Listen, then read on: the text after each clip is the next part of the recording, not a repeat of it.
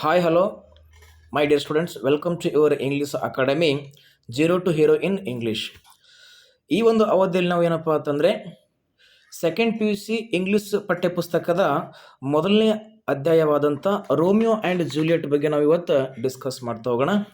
ಈ ಒಂದು Romeo Juliet ಬರೆದವ್ರು ಯಾರಪ್ಪ ಅಂತಂದರೆ William Shakespeare. You know very well about that. William Shakespeare is one of the greatest writer in English history ಅಂತ ಹೇಳೋರು ತಪ್ಪೇನಾಗಲ್ಲ. So ಇಲ್ಲಿ ಮೊದಲಿಗೆ ಪ್ರೀ ರೀಡಿಂಗ್ ಆ್ಯಕ್ಟಿವಿಟೀಸ್ ಅಂತ ಎರಡು ಪ್ರಶ್ನೆಯನ್ನು ಕೊಟ್ಟಿದ್ದಾರೆ, ನೋಡ್ತಾ ಹೋಗೋಣ. Have you heard of any legendary classical love stories ಅಂತ ಕೊಟ್ಟು ಡಿಸ್ಕಸ್ ಅಂತ ಕೇಳ್ತಾ ಇದ್ದಾರೆ. ನೀವು ಯಾವತ್ತಾದರೂ ಈ classical, legendary or noble or royal ಒಂದು ಪ್ರಖ್ಯಾತಿಯಾಗಿರುವಂಥ ಇಂಥ ಲವ್ ಸ್ಟೋರಿಗಳನ್ನು ನೀವು ಕೇಳಿದರೆ ಅದರ ಕುರಿತು ಡಿಸ್ಕಸ್ ಮಾಡಿ ಅಂತ ಕೇಳ್ತಾ ಇದ್ದಾರೆ. ಜೊತೆಗೆ ಮುಂದುವರೆದು ಮತ್ತೊಂದು ಪ್ರಶ್ನೆ ಮಾಡ್ತಾ ಇದ್ದಾರೆ. In what manner do these stories usually end and Y ಅಂತ ಕೇಳ್ತಾ ಇದ್ದಾರೆ. ಇಂಥ ಒಂದು ಕ್ಲಾಸಿಕಲ್ ಆರ್ ಲೆಜೆಂಡರಿ ಸ್ಟೋರಿಗಳು ಯಾವ ರೀತಿ ಎಂಡ್ ಆಗುತ್ತೆ ಮತ್ತು ಯಾಕೆ ಆ ರೀತಿ ಎಂಡ್ ಆಗ್ತವೆ? ಸಪೋಸ್ ಅವು ಟ್ರಾಜಿಡಿಯಿಂದ ಎಂಡ್ ಆಗ್ಬೋದು ಅಥವಾ ಹ್ಯಾಪಿಲಿ ಎಂಡ್ ಆಗ್ಬೋದು, ಯಾಕೆ ಹಂಗಾಗ್ತವ ಅಂತ ಪ್ರಶ್ನೆಯನ್ನು ಕೇಳ್ತಾ ಇದ್ದಾರೆ. ಓಕೆ, ಇರಲಿ. ಸೊ ಇಲ್ಲಿ ಈ ಒಂದು ರೋಮಿಯೋ ಜೂಲಿಯಟ್ ನಾವು ನೋಡೋಕ್ಕಿಂತ ಮುಂಚೆ ಸ್ವಲ್ಪ ಬ್ಯಾಕ್ಗ್ರೌಂಡ್ ಕೊಟ್ಟಿದ್ದಾರೆ, ಯಾಕಂದರೆ ಇಲ್ಲಿ 1 ಮಾರ್ಕ್ಸ್ ಕ್ವಶನ್ಸ್ಗಳು ನಿಮಗೆ ಬರುವಂಥ ಚಾನ್ಸಸ್ ಇರುತ್ತೆ. ನಾವು ಸ್ವಲ್ಪ ನೋಡ್ತಾ ಹೋಗೋಣ. The two Nobel families of Verona. ಈ ವೆರೋನಾ ಅನ್ನುವಂಥದ್ದು ಏನಪ್ಪ ಅಂತಂದ್ರೆ ಇಟ್ಲಿಯಲ್ಲಿ ಬರುವಂಥ ಒಂದು ರಾಷ್ಟ್ರವಾಗಿರ್ತೈತಿ. ಸೊ ಈ ಒಂದು ವೆರೋನಾ ಸಿಟಿಯಲ್ಲಿ ಒಂದು ಕ್ಯಾಪ್ಯುಲೇಟ್ ಆ್ಯಂಡ್ ಮಾಂಟೆಗೋ ಎನ್ನುವಂಥ ಎರಡು ಫ್ಯಾಮಿಲಿನ ನೋಡ್ತಾ ಬರ್ತೀವಿ. ಮುಂದೆ ನೋಡ್ತಾ ಹೋಗೋಣ. The Capulets and the Montagues were sworn enemies ಅಂತ ಕೊಡ್ತಾನೆ. ಸೊ ಇಲ್ಲಿ ಈ ಒಂದು ಮಾಂಟೆಗೋ ಮತ್ತು ಕ್ಯಾಪ್ಯುಲೇಟ್ ಎನ್ನುವಂಥ ಎರಡೂ ಫ್ಯಾಮಿಲಿಗಳು ಬದ್ಧ ವೈರಿ ಫ್ಯಾಮಿಲಿಗಳಾಗಿದ್ದವು.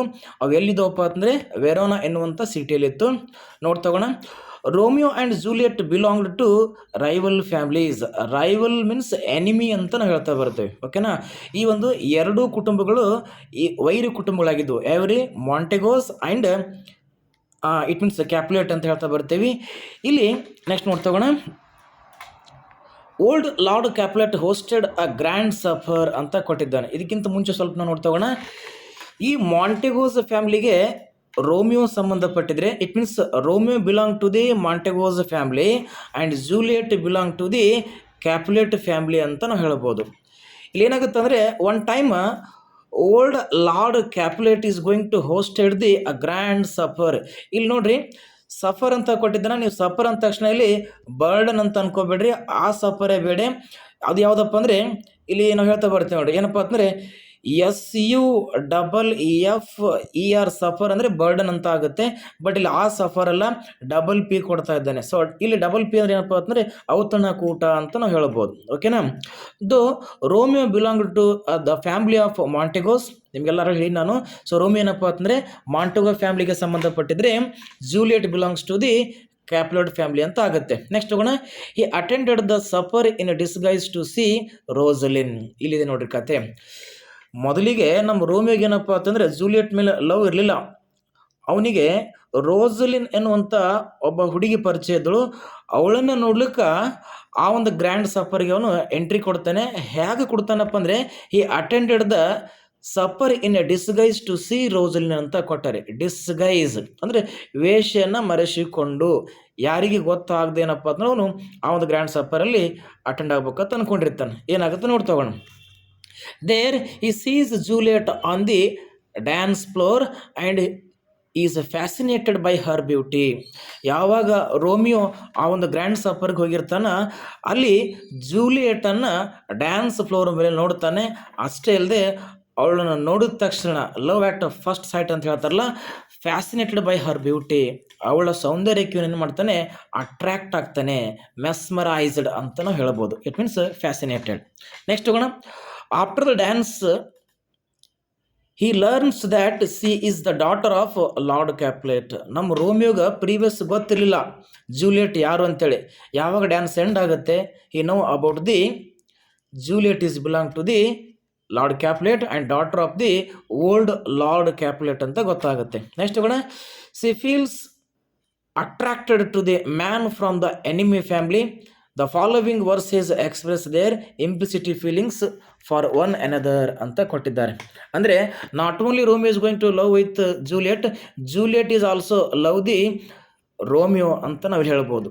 ಓಕೆ, ಸೊ ಇವಾಗ ಏನು ಮಾಡೋಣ, ಅವರ ಒಂದು ಇಂಪ್ಲಿಸಿಟಿ ಫೀಲಿಂಗ್ಸ್ ಅಂತ ಕೊಟ್ಟಿದ್ದಾರೆ. ಅಂದರೆ ರೋಮಿಯೋನ ಫೀಲಿಂಗ್ಸ್ ಜೂಲಿಯಟ್ ಮೇಲೆ ಯಾವ ರೀತಿ ಇತ್ತು ಮತ್ತು ಜೂಲಿಯಟ್ ಫೀಲಿಂಗ್ಸ್ ರೋಮಿಯೋನ್ ಮೇಲೆ ಯಾವ ರೀತಿ ಇತ್ತು ಅನ್ನೋದನ್ನು ಇಲ್ಲಿ ಕೊಡ್ತಾ ಬಂದಾರ. ಸೊ ಒನ್ ಬೈ ಒನ್ ನೋಡ್ತಾ ಹೋಗೋಣ. First Romeo feelings on Juliet ಅಂತ ನಾವು ಹೇಳ್ಬೋದು. ನೋಡ್ರಿ, Romeo, O she doth teach the torches to burn bright ಅಂತ ಕೊಟ್ಟಿದ್ದಾರೆ. ಅಂದರೆ ಇಲ್ಲಿ ಕೆಲವೊಂದಿಷ್ಟು ಓಲ್ಡ್ ಇಂಗ್ಲೀಷ್ ಪದಗಳನ್ನು ಬಳಸಿದ್ದಾರೆ. ಡೋತ್ ಮೀನ್ಸ್ ಡಸ್ ಅಂತ ಆಗುತ್ತೆ. ಏನ್ರಿ, ಡೋತ್ ಮೀನ್ಸ್ ಡಸ್ ಅಂತ ಆಗುತ್ತೆ. ಈಗ ಅವನು according to Romeo he was going to say she does teach the torches to burn bright. Romeo ಹೇಳಕತ್ತನ ಜೂಲಿಯಟ್ ಏನಪ್ಪ ಅಂದರೆ ಆ ಟಾರ್ಚರ್ಸ್ಗಳಿಗೆ ಹ್ಯಾಂಗೆ ಬರ್ನ್ ಆಗಬೇಕು, ಬ್ರೈಟಾಗಿ ಬರ್ನ್ ಆಗಬೇಕು ಅನ್ನೋದ್ರ ಬಗ್ಗೆ ಹೇಳಕತ್ತಾನೆ. ಅಂದರೆ ಆ ಒಂದು ಔತಣಕೂಟದಲ್ಲಿ ಅಲ್ಲಿ ಏನಪ್ಪ ಅಂದರೆ ಒಂದಿಷ್ಟು ದಿವಿಟಿಗಳನ್ನು ಹಚ್ಚಿದ್ರು. ನೈಟ್ ಇತ್ತಲ್ಲ, ಸೊ ನೈಟ್ ಟೈಮಲ್ಲಿ. ಸೊ ಏನು ಹೇಳಕತ್ತಾನೆ, ಆ ಒಂದು ದಿವಿಟಿಗೆಗಳಿಗೆ ಜೂಲಿಯಟ್ ಏನಪ್ಪ ಅಂದ್ರೆ how to those are going to burn bright ಅಂತ ಸಿ ವಾಸ್ ಗೋಯಿಂಗ್ ಟು ಅವಳು ಟೀಚ್ ಮಾಡ್ತಾ ಇದ್ಳು ಅಂತೇಳಿ ರೋಮಿಯೋ ಹೇಳ್ತಾ ಇದ್ದಾನೆ. ಇಟ್ ಮೀನ್ಸ್ ಇಲ್ಲಿ ಇನ್ನೊಂದು ರೀತಿ ನಾವು ಅರ್ಥ ಕೊಡ್ಬೋದು. Romeo is going to compare the Juliet beauty. It is more than the burn bright torches ಅಂತ ಹೇಳ್ಬೋದು ನಾವು. ಅಂದರೆ ಅಲ್ಲಿ ಉರಿಯುತ್ತಿರುವಂಥ ಆ ಒಂದು ಟಾರ್ಚಸ್ಗಳಿಗಿಂತ ಈ ಜೂಲಿಯಟ್ನ ಬ್ಯೂಟಿ ಇನ್ನಷ್ಟು ಪ್ರಕಾಶಮಾನವಾಗಿತ್ತು ಅಂತಿಲ್ಲಿ ರೋಮಿಯೋ ನಮಗೆ ಹೇಳ್ತಾ ಇದ್ದಾನೆ. ನೆಕ್ಸ್ಟ್ ನೋಡ್ತಾ ಹೋಗೋಣ. It seems she hangs upon the cheek of night as a rich jewel in an Ethiope's ear ಅಂತ ಕೊಡ್ತಾ ಇದ್ದಾರೆ. ನಿಮಗೆ ಗ್ಲಾಸರಿ ವರ್ಡ್ಸಲ್ಲಿ ಕೊಟ್ಟಿದ್ದಾರೆ. ಇಥಿಯೋಪ್ಸ್ ಅಂದರೆ ಆಫ್ರಿಕನ್ ವುಮೆನ್ ಅಂತ ಹೇಳ್ತಾ ಬರ್ತೀವಿ ನಾವು, ಆಫ್ರಿಕನ್ ಮಹಿಳೆ. ಆ ಆಫ್ರಿಕನ್ ಮಹಿಳೆಯ ಕಿವಿಯಲ್ಲಿ ಹಾಕಿರುವಂಥ ರಿಚ್ ಜುವೆಲ್ ಇವಳಾಗಿದ್ದಳು ಅಂತ ಇಲ್ಲಿ ಜೂಲಿಯಟ್ ಹೇಳ್ತಾ ಇದ್ದಾನೆ. And C was the hangs upon the cheek of night. ಆ ಒಂದು ರಾತ್ರಿಯ ಔತಣಕೂಟವನ್ನು ಅವನು ಆ ರಾತ್ರಿಯ ಆ ಕೆನ್ನೆಯ ಮೇಲೆ ಇವಳನ್ನ ನೇತು ಹಾಕಿದ್ರು. ಅವಳು ಹೆಂಗೆ ಕಾಣಿಸ್ತಾಳಪ್ಪ ಅಂತಂದರೆ ಒಂದು ರಿಚ್ ಜುವೆಲ್ ಆಗಿ ಇದ್ದಳು. ಎಲ್ಲಿ ಅಂದರೆ ಇಥಿಯೋಪ್ಸ್ ಇಯರ್ ಅಂತ ಹೇಳ್ತಾ ಇದ್ದಾನೆ. ನೆಕ್ಸ್ಟ್ ಹೋಗೋಣ. Beauty too rich for us, for earth too dear. So we are going to compare the beauty of Juliet is so expensive because this earth is not contain the beauty of the, it is not going to contain or bear the beauty of the Juliet. ಈ ಪ್ರಪಂಚಕ್ಕೆ ಜೂಲಿಯಟ್ನ ಸೌಂದರ್ಯವನ್ನು ಹಿಡಿದಿಟ್ಟುಕೊಳ್ಳುವಂಥ ಶಕ್ತಿ ಇಲ್ಲ.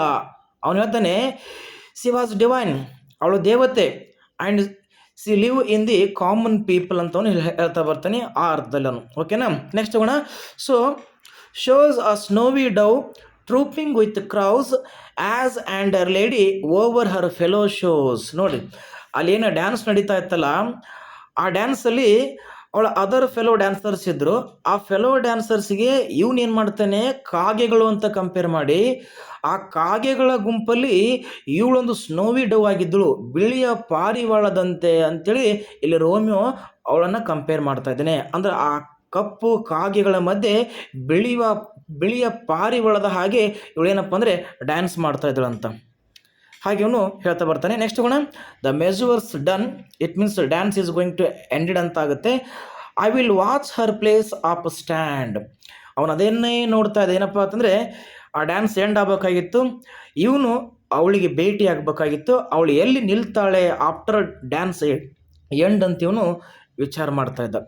ಯಾಕಂತ ಮುಂದೆ ಗೊತ್ತಾಗುತ್ತೆ ನೋಡ್ರಿ. And touching hours make blessed by rude hand. It means make blessed my rude hand ಅಂತ ಹೇಳ್ತಾ ಇದ್ದಾನೆ. ಅಂದರೆ he was going to want to the touch the Juliet. What purpose? He blessed by her and he convert his rude hand to the soft ಅಂತ ಹೇಳ್ಬೋದು. ಅವ್ನು ಏನು ಮಾಡಕತ್ತಾನಪ್ಪ ಅಂದರೆ ಅವಳಿಗೆ ಟಚ್ ಮಾಡಿಕೊಂಡು ಅವಳಿಂದ ಬ್ಲೆಸ್ಸಿಂಗನ್ನು ಮಾಡಿಕೊಂಡು ತನ್ನ ರೂಡ್ ಹ್ಯಾಂಡನ್ನು ಸಾಫ್ಟ್ ಮಾಡ್ಕೋಬೇಕಂತ ಆಶೆಯನ್ನು ವ್ಯಕ್ತಪಡಿಸ್ತಾ ಇದ್ದಾನೆ. ನೆಕ್ಸ್ಟ್ ಹೋಗೋಣ. Did my heart love till now. He was going to himself ask the questions. ಇಲ್ಲಿವರೆಗೂ ನನ್ನ ಹೃದಯ ಇಂಥ ಪ್ರೀತಿಯನ್ನು ಕಂಡೇ ಇರಲಿಲ್ಲ ಅಂತ ಹೇಳಕತ್ತಾನೆ. Forswear it sight. ಆ ಒಂದು ದೃಶ್ಯವನ್ನು ನಾನು ಆಣೆ ಮಾಡಿ ಹೇಳ್ತಾ ಇದ್ದೀನಿ, ಇಂಥ ಒಂದು ದೃಶ್ಯ ನಾನು ಕಂಡೇ ಇಲ್ಲ ಅಂತ ಹೇಳ್ತಾ ಇದ್ದೇನೆ. For I never saw true beauty till this night. ಈ ಒಂದು ರಾತ್ರಿಯ ಔತಣಕೂಟನ ಅಲ್ಲೇನ ಎಕ್ಸಿಬಿಷನ್ ಆಗಿತ್ತಲ್ಲ, ಹೋಸ್ಟೆಡ್ ಆಗಿತ್ತಲ್ಲ, ಆ ಒಂದು ರಾತ್ರಿಯ ಔತಣಕೂಟದವರೆಗೂ ಅವನ ಜೀವನದಲ್ಲಿ ಎಂದೆಂದಿಗೂ ಏನಪ್ಪ ಅಂದ್ರೆ ಇಂಥ ನಿಜವಾದ ಪ್ರೀತಿಯನ್ನು ಅವನು ನಾನು ಕಂಡೇ ಇಲ್ಲ ಅಂತೇಳಿ ಇಲ್ಲಿ ರೋಮಿಯೋ ಹೇಳಕತ್ತಾನೆ. ಭಾಳ ಸಿಂಪಲ್ ಆಗಿದೆ, all the feelings of the Romeo on Juliet. Okay, ಈಗ ನೆಕ್ಸ್ಟ್ ನೋಡ್ತಾ ಹೋಗೋಣ, the what are the feelings of the Juliet on Romeo ಅಂತ ನೋಡ್ತಾ ಹೋಗೋಣ. Come night, come Romeo come ದೋ ಡೇ ಇನ್ ನೈಟ್ ಅಂತ ಹೇಳ್ತಾ ಇದ್ದಾಳೆ. ನೋಡಲಿ, ಜೂಲಿಯಟ್ ರಾತ್ರಿಯನ್ನು ಕರೀತಾ ಇದ್ದಾಳೆ. ಕಮ್ ನೈಟ್, ಕಮ್ ರೋಮಿಯೋ, ರಾತ್ರಿಯೇ ನೀನು ಬಾ. ನೀನು ಬಂದ್ರೆ ಏನಾಗುತ್ತೆ ಅಂದರೆ ರೋಮಿಯೋ ಬರ್ತಾನೆ. ಮತ್ತು ಅದು ನೋಡ್ರಿ, ದೋ means it is also in old English. ದೋ ಮೀನ್ಸ್ ಯು ಅಂತ ಆಗುತ್ತೆ. ಅಂದರೆ ಯು ಡೇ ಇನ್ ನೈಟ್. ಇಲ್ಲಿ ಜೂಲಿಯಟ್ ಹೇಳಕತ್ತಾಳ ನೀನು, ಇಲ್ಲಿ ಯು ಮೀನ್ಸ್ ಯಾರೇ? ರೋಮಿಯೋ. ನೀನೇನಪ್ಪ ಅಂದರೆ ಡೇ ಇನ್ ನೈಟ್, ನನಗೆ ರಾತ್ರಿಯಲ್ಲಿ ನೀನು ಹಗಲಿದ್ದಂಗ, ಇನ್ನಗ ಬೆಳಕಿದ್ದಂಗ ಅಂತ ಹೇಳಕತ್ತಾಳ. ಯಾಕಳು ರಾತ್ರಿನ ಕರಿತದಳಪ್ಪ ಅಂತಂದರೆ, ಇವರಿಬ್ಬರು ನೋಡ್ರಿ ವೈರಿ ಕುಟುಂಬಕ್ಕೆ ಸಂಬಂಧಪಟ್ಟವರಾಗಿದ್ದರು. ಏನಾದರೂ ಸಪೋಸ್ ನಾವು ಡೇಯಲ್ಲಿ ಮೀಟ್ ಆದರೆ ಯಾರಾದರೂ ನೋಡ್ತಾರೆ ಬಾ ಅಂತೇಳಿ ರೋಮಿಯೋ ಮತ್ತು ಜೂಲಿಯಟ್ ಏನಪ್ಪ ಅಂದ್ರೆ ಯಾವಾಗಲೂ ರಾತ್ರಿನೇ ಭೇಟಿ ಆಗ್ತಾಯಿದ್ರು. ಓಕೆನಾ, ನೆಕ್ಸ್ಟ್ ನೋಡ್ತಾಗೋಣ. For thou wilt lie upon the wings of night. So ಇಲ್ಲಿ ಜೂಲಿಯಟ್ ಹೇಳ್ತಿದ್ದಾಳೆ, you are going to setting on the wings of night. ರಾತ್ರಿಯ ರೆಕ್ಕೆಗಳ ಮೇಲೆ ಏನಪ್ಪ ಅಂದ್ರೆ ನೀನು ಕುಂತುಕೊಂಡು ಹೆಂಗೆ ಬರ್ತೀಯಪ್ಪ ಅಂತಂದರೆ ಅವಳು ಕಂಪೇರ್ ಮಾಡಕತ್ತ ನೋಡ್ರಿ. Whiter than new snow on a raven's back. ಇಲ್ಲೇನಪ್ಪ ಅಂದರೆ ravens means it is a type of bird, ಒಂದು ಕಪ್ಪಾಗಿರುವಂಥ ಒಂದು ಪಕ್ಷಿ. ಆ ಪಕ್ಷಿಯ ಬೆನ್ನಿನ ಮೇಲೆ, ರಾವನ್ಸ್ ಬ್ಯಾಕ್ ಮೇಲೆ ನೀನು ಕೂತ್ಕೊಂಡು ಬರ್ತಿ. ಮತ್ತು ನೀ ಹೆಂಗೆ ಕಾಣ್ತೇಪ್ಪ ಅಂತಂದರೆ you are the whiter than new snow. ಇದೀಗ ತಾನೇ ಫಾಲ್ ಆಗಿರುವಂಥ ಏನು ಸ್ನೋ ಇದೆಲ್ಲ, ನ್ಯೂ ಸ್ನೋ, ಅದಕ್ಕಿಂತಲೂ ಏನಪ್ಪ ಅಂತಂದ್ರೆ ಬೆಳ್ಳಗಿದ್ದೀಯಾ ನೀನು ಅಂತೇಳಿ ಜೂಲಿಯಟ್ ಆ ರೋಮಿಯೋನನ್ನು ಕಂಪೇರ್ ಮಾಡ್ತಾ ಇದ್ದಾಳೆ ನ್ಯೂ ಸ್ನೋಗೆ. Okay, come gentle night, come loving night ಅಂತ ಅನ್ಬೋದು. Black browed night. ನೋಡ್ರಿ ಎಷ್ಟು ಜೂಲಿಯಟ್ ಇಲ್ಲಿ ರಾತ್ರಿನ ಇಷ್ಟಪಡಕತ್ತಾಳಪ್ಪ ಅಂದರೆ, ಯಾಕಂದ್ರೆ ರಾತ್ರಿಯಲ್ಲಿ ಅವರು ಇಬ್ಬರು ಭೇಟಿ ಆಗ್ತಿದ್ರು. ಅದಕ್ಕಾಗಿ ಪ್ರೀತಿಯಿಂದ ಆ ರಾತ್ರಿಯನ್ನು ಬರಮಾಡಿಕೊಳ್ತಾ ಇದ್ದಾಳೆ. ಜೆಂಟಲ್ ನೈಟ್, ಲವಿಂಗ್ ನೈಟ್ ಅಂತ ಹೇಳ್ತಾ ಇದ್ದಾಳೆ. ಬ್ಲ್ಯಾಕ್ ಬ್ರೌನ್ಡ್ ನೈಟ್, ಕಪ್ಪು ಈ ಏನು ಹುಬ್ಬು ಇರ್ತಲ್ಲ ಆ ಕಪ್ಪು ಹುಬ್ಬಿನಂತಿರುವಂಥ ರಾತ್ರಿಯೇ ನೀನು ಬೇಗ ಬಾ ಅಂತವಳು ಹೇಳ್ತಾ ಇದ್ದಾಳೆ. ನೆಕ್ಸ್ಟ್ ಹೋಗೋಣ. Give me my Romeo. ನೀನೇನು ಮಾಡು, ಬಂದು ಏನು ಮಾಡಪ್ಪ ಅಂದ್ರೆ ನನ್ನ ರೋಮಿಯೋನ ನನಗೆ ನೀನು ಕೊಡು ಅಂತವಳು ಕೇಳ್ಕೊತಾ ಇದ್ದಾಳೆ. And when I shall die take him and cut him to in little stars. She was going to wishing, ಅವಳು ಆಶೆಯನ್ನು ವ್ಯಕ್ತಪಡಿಸ್ತಾ ಇದ್ದಾಳೆ. She want to the when she die after her death she wants became Romeo is immortalise. ಅವಳೇನಪ್ಪ ಅಂದರೆ ಅಜರಾಮರವಾಗಿ ಮಾಡ್ಬೇಕು ಅನ್ಕೋತಾ ಇದ್ದಾಳೆ. So ಅವಳು ಸತ್ತ ನಂತರ ಅವಳು ಹೇಳ್ತಾ ಇದ್ದಾಳೆ, ನೀನೇನು ಮಾಡಪ್ಪ ಅಂದ್ರೆ ರೋಮಿಯೋನನ್ನು ಕಟ್ ಮಾಡಿ ಲಿಟಲ್ ಸ್ಟಾರ್ಸ್ಗಳಾಗಿ ಕನ್ವರ್ಟ್ ಮಾಡು ಅಂತ ಹೇಳಕತ್ತಾರೆ. ಯಾಕೆ ಗೊತ್ತಾಗುತ್ತೆ ನೋಡ್ರಿ ಮುಂದೆ. And he will make the face of heaven so fine. ನೀನು ಯಾವಾಗ ಲಿಟಲ್ ಸ್ಟಾರ್ಸ್ಗಳಾಗಿ ಮಾಡಿ ರೋಮಿನನ್ನು ಕನ್ವರ್ಟ್ ಮಾಡ್ತಿ, ಅವನೇನು ಮಾಡ್ತಾನಪ್ಪ ಅಂತಂದರೆ ಈ ಸ್ವರ್ಗದ ಮುಖವನ್ನು ಇನ್ನಷ್ಟು ಬ್ರೈಟ್ ಮಾಡ್ತಾನೆ, ಇನ್ನಷ್ಟು ಫೈನ್ ಆಗಿ ಪ್ರಕಾಶಮಾನವಾಗಿ ಹೊಳೆಯುವ ಹಾಗೆ ಮಾಡ್ತಾನೆ. ಸೊ ಅದಕ್ಕಾಗಿ ಏನಪ್ಪ ಅಂದರೆ ನನ್ನ ಸಾವಿನ ನಂತರ ನೀನು ಅವನನ್ನು ಲಿಟಲ್ ಸ್ಟಾರ್ಸಾಗಿ ಕನ್ವರ್ಟ್ ಮಾಡು ಅಂತ ಅವಳು ಕೇಳ್ಕೊತಾ ಇದ್ದಾಳೆ. That all the world will be in love with night and pay no worship to the garrison. ಯಾವಾಗ ರೋಮಿಯೋ ಲಿಟಲ್ ಸ್ಟಾರ್ಸ್ ಆಗಿ ಕನ್ವರ್ಟ್ ಆಗ್ತಾನೆ ಅವಾಗೇನಪ್ಪ ಅಂದ್ರೆ ಇಡೀ ಪ್ರಪಂಚವೇ ರಾತ್ರಿಯನ್ನು ಇಷ್ಟಪಡ್ತೈತಿ, ಯಾರೂ ಡೇಯನ್ನು ಇಷ್ಟಪಡಲ್ಲ. ಡೇಯಲ್ಲಿ ಪ್ರಕಾಶಮಾನವಾಗಿರುವಂಥ ಈ ಸೂರ್ಯನನ್ನು ಯಾರೂ ವರ್ಷಿಪ್ ಪೂಜೆ ಮಾಡಲ್ಲ ಅಂಥೇಳಿ ಜೂಲಿಯಟ್ ತನ್ನ ಫೀಲಿಂಗ್ಸ್ನಲ್ಲಿ ವ್ಯಕ್ತಪಡಿಸ್ತಾ ಇದ್ದಾಳೆ ಆನ್ ರೋಮಿಯೋ. ಇಲ್ಲಿ ಬಹಳ ಸಿಂಪಲ್ ಇದೆ, ಏನು ಡಿಫಿಕಲ್ಟ್ ಆಗಿರುವಂಥದ್ದೇನೆಲ್ಲ. ನೀವು ಕರೆಕ್ಟಾಗಿ ಫೀಲಿಂಗ್ಸ್ಗಳನ್ನು ಕನ್ಫ್ಯೂಸ್ ಮಾಡ್ಕೋಬೇಡ್ರಿ. ಯಾಕಂದರೆ ಎಕ್ಸಾಮ್ಸಲ್ಲಿ ನೀವು ಕನ್ಫ್ಯೂಸ್ ಮಾಡ್ಕೋತ ಏನಪ್ಪ ಅಂದರೆ ನೋಡಿರಿ, ಇಲ್ಲೊಂದು ಪ್ರಶ್ನೆ ಬರ್ತೈತಿ, who teach the torches to burn bright ಅಂದಾಗ ನೀವು ಏನು ಮಾಡ್ತೀರಲ್ಲಿ ಜೂಲಿಯಟ್ ಆನ್ಸರ್ ಮಾಡ್ಬೇಕು, ಅದನ್ನು ಬಿಟ್ಟು ರೋಮಿಯೋ ಅಂತ ಹೇಳ್ತೀರಿ. ಇಲ್ಲಿ ನೋಡಿರಿ, ಸ್ನೋವಿ ಡವ್ ಇದೆ, ನ್ಯೂ ಸ್ನೋ ಇದೆ, ಒಂದಿಷ್ಟು ವರ್ಡ್ ಬರ್ತಾ ಇದೆ. ಇಲ್ಲಿ ಸ್ನೋವಿ ಡವ್ ಅಂದರೆ ಜೂಲಿಯಟ್, ನ್ಯೂ ಸ್ನೋ ಅಂದರೆ ರೋಮಿಯೋ. ಇಲ್ಲಿ ಎಲ್ಲವನ್ನು ನೀವು ಕರೆಕ್ಟಾಗಿ ನೋಡ್ಕೋಬೇಕು. ಆಮೇಲೆ ಏನು ಮಾಡ್ತಾರೆ, wings of night, cheek of night, ಹೀಗೆಲ್ಲ ವರ್ಡ್ಸ್ ಬರ್ತಾ ಇದೆ. ಇವೆಲ್ಲವನ್ನು ಕರೆಕ್ಟಾಗಿ ಅಬ್ಸರ್ವ್ ಮಾಡ್ಕೊಳ್ರಿ. ಕರೆಕ್ಟಾಗಿ ಏನಪ್ಪ ಅಂದರೆ ಆನ್ಸರ್ ಮಾಡುವಂಥದ್ದನ್ನು ಕಲೀರಿ. ನೆಕ್ಸ್ಟ್ ಕ್ಲಾಸಲ್ಲಿ ಏನು ಮಾಡ್ತೀನಿ ನಾನು, ಇದರೊಂದಿಗೆ MCQ ಕ್ವಶನ್ಸನ್ನು ತೊಗೊಂಡು ನಾನು ಇನ್ನೊಂದು ಕ್ಲಾಸಲ್ಲಿ ಬರ್ತೀನಿ. ಈ ಕ್ಲಾಸ್ ಐ ಥಿಂಕ್ ತುಂಬ ಫಾಸ್ಟ್ ಆಗಿದೆ ಅಂದ್ಕೊಂಡಿನಿ ನಾನು. ನೋಡಿ, ಅರ್ಥ ಆಗಿದ್ದರೆ ಅಥವಾ ನಿಮ್ಗೆ ಅರ್ಥ ಆಗದೇ ಇದ್ದರೆ ಕಮೆಂಟ್ ಸೆಕ್ಷನಲ್ಲಿ ಕಮೆಂಟ್ ಮಾಡಿರಿ. ಮತ್ತು ಇನ್ನೊಂದು ಕ್ಲಾಸಲ್ಲಿ ನಾನು ಭೇಟಿ ಆಗ್ತೀನಿ. ಏನು ಇಂಪ್ರೊಜೇಷನ್ ಬೇಕು ಹೇಳ್ರಿ. ಫಾಸ್ಟ್ ಆಗ್ತಿದ್ರೆ ಇನ್ನೂ ಸ್ವಲ್ಪ ಕ್ಲಾಸ್ ನಾನು ಸ್ಲೋ ಮಾಡ್ತೀನಿ, ಅಥವಾ ಇನ್ನಷ್ಟು ಹೆಚ್ಚಿನ ನಿಮಗೆ ಡಿಫಿಕಲ್ಟ್ ವರ್ಡ್ಸ್ ಬೇಕಂದ್ರೆ ಕೂಡ ಅದನ್ನು ಕೇಳಿರಿ, ಕೊಡ್ತಾ ಬರ್ತೀನಿ. ಯಾಕಂದರೆ ನಾನು ಡಿಫಿಕಲ್ಟ್ ವರ್ಡ್ಸ್ನಲ್ಲಿ ನಾನು ಬರಿಬೋದಿಲ್ಲ, ಬಟ್ ಏನಾಗುತ್ತೆ ಅಂದರೆ ವಿಡಿಯೋ ಲೆಂತಿ ಆಗುತ್ತೆ, ತುಂಬ ಕಷ್ಟ ಆಗ್ತಾ ಬರ್ತೈತಿ. ಅದಕ್ಕಾಗಿ ನಿಮಗೂ ಕೂಡ ಪೇಷನ್ಸ್ ಇರಲ್ಲ ನೋಡುವಂಥದ್ದು. ನೆಕ್ಸ್ಟ್ ಇನ್ನೊಂದು ಕ್ಲಾಸಲ್ಲಿ ಭೇಟಿ ಆಗ್ತೀನಿ. Thank you one and all.